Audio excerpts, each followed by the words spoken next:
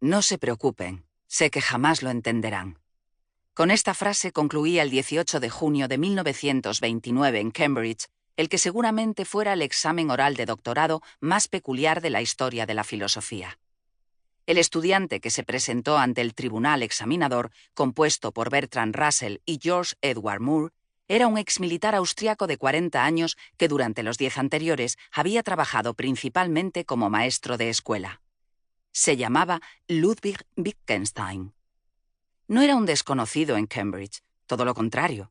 Desde principios de la década de 1910 hasta poco antes de estallar la Primera Guerra Mundial, había estudiado allí con Russell y por su manifiesta genialidad u originalidad no tardó en convertirse en una figura de culto entre los estudiantes.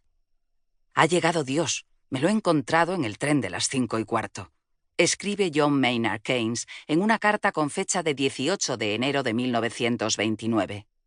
Keynes, que podría considerarse el economista más importante del mundo en aquella época, se había encontrado a Wittgenstein por casualidad el día que éste regresó a Inglaterra. Y dice mucho sobre lo cargado y lleno de rumores que estaba el ambiente de aquel círculo el hecho de que G. E. Moore, viejo amigo de Wittgenstein, también se encontrara en aquel tren de Londres a Cambridge. El ambiente del compartimento no debía de ser demasiado agradable, pues la charla desenfadada y los abrazos cordiales no eran frecuentes, al menos en Wittgenstein. El genio de Viena era más bien propenso a repentinos accesos de ira y, además, era sumamente rencoroso.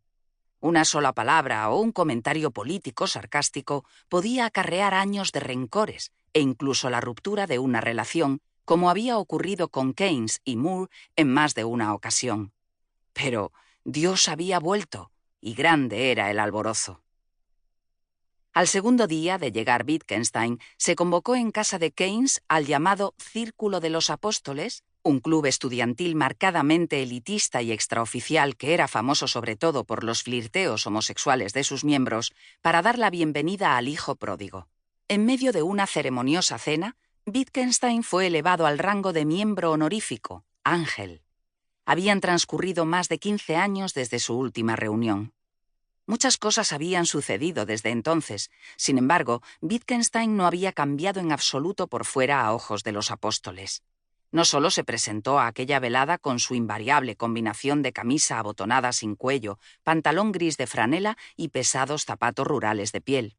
Es que físicamente parecía que los años no habían pasado para él.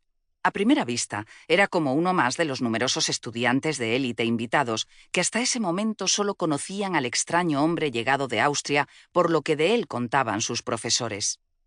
Y naturalmente, por ser el autor del Tractatus Logico Philosophicus, la obra legendaria que había encarrilado de manera decisiva hasta llegar a dominarlas las discusiones filosóficas de Cambridge en los últimos años.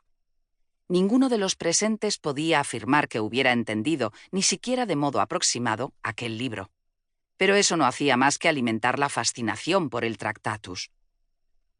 Wittgenstein había concluido el libro en 1918, cuando era prisionero de guerra de los italianos, con la firme convicción de haber resuelto definitivamente todos los problemas del pensamiento y, en consecuencia, había decidido dar la espalda para siempre a la filosofía.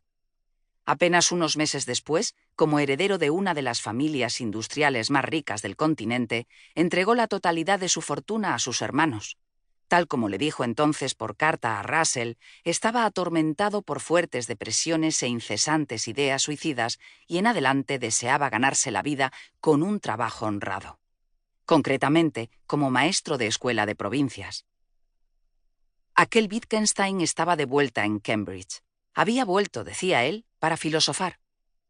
Sin embargo, el genio que ya había cumplido 40 años no tenía título académico alguno y carecía de medios de vida.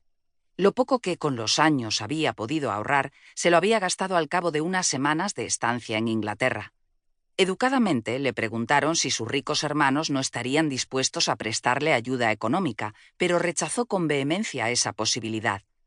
Acepte, por favor, mi declaración escrita de que no solo tengo un buen número de parientes adinerados, sino que además me darían...